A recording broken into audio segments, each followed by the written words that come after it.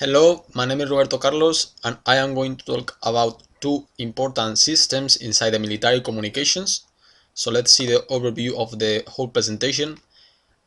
I will treat those two systems, the Nancy Position Location Reporting System and the link system, and inside of each system I will treat these subsections. In the case of the EPLRS, I want to treat the features and capabilities of the system, how radio sets communicate the message, the EPLRS networks and types of netlines. On the other hand, in the case of the link 16, the subsections will be the composition of G-series messages, the architecture, different ways to chain data and slots.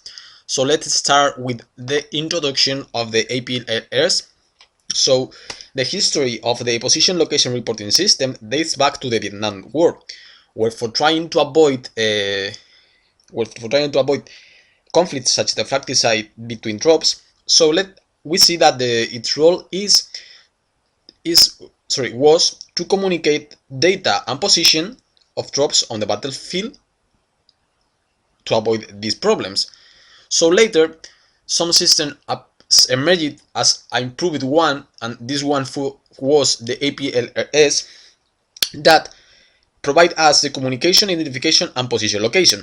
So those actions are possible mainly throughout two elements, the EPLRS network management and the radio sets. So now let's see the features and capabilities of the EPLRS.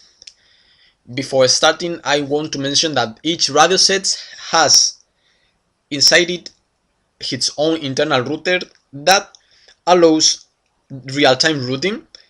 Then each AMM is able to host a network of radio sets. Each radio set exchange data via a path that is called netlines. The network architecture of the system uses TDMA, so that means that the time slots are used by the radio sets to transmit or receive in a synchronized way. The EPLRS is a communication security equipment. That means that use some sort of capability to avoid unauthorized interceptor from accessing the information. In this case, the EPLRS use over the air reckoning that is based on the that is based on the method of exchanging encryption case. Once a lock owner is concerned that an authorized person have the key for encrypt the information, so the system creates another new lock that is chained and create a new key that is created by the system when he knows that someone out of the system can encrypt the information, and create the new key, and this key is transmitted via the concept over the air. That means that the keys are passed through two-way radio system. Then this system operates at ultra high frequencies. The data rates of the system are 7.6 kilobits per second, and the interface in use of this system will be Ethernet. It's also important to mention that the way that the radio sets used to communicate between them and avoid interference between them are via frequency division multiple access. So let's see how the radio sets communicate the message.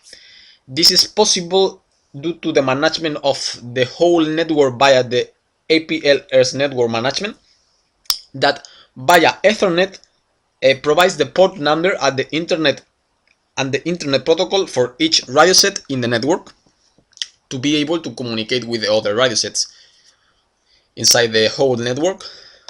So let's see the types of network inside the EPLRS.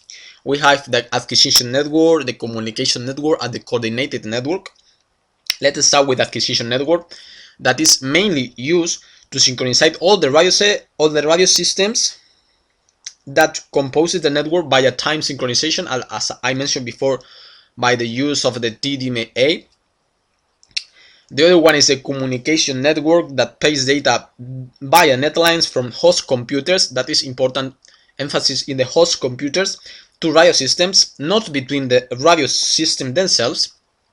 Later I will explain how the radio system communicate between themselves and how this is possible.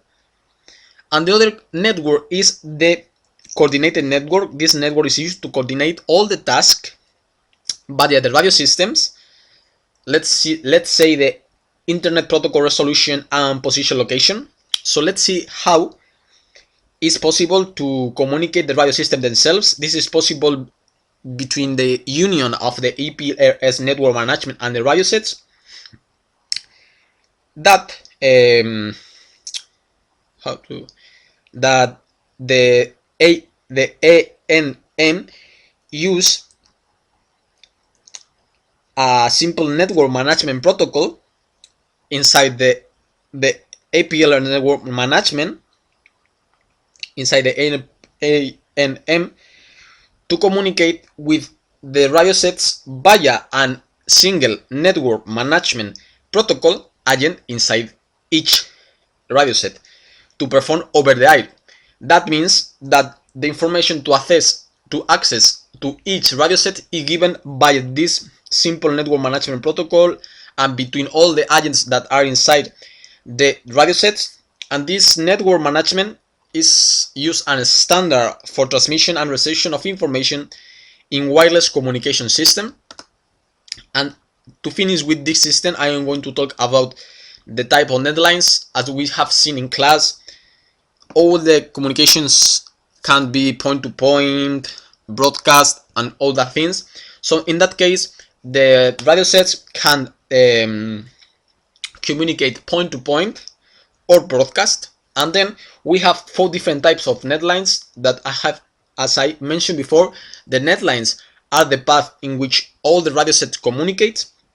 So we have 4 types: the HDR duplex, the LDR duplex, the carrier multiple access, and the multi-source group. The HDR duplex and the LDR duplex are very similar. The first one is high data transfer rate and the other one is low data transfer rate, but both need the knowledge of the radio sets that tell you that he's received the information properly. The two last ones are a bit different from the 2 first ones. In the case of the carrier multiple access, we can imagine a group of people that wants to talk, and each one speak only when wants to say something and when not one is speaking.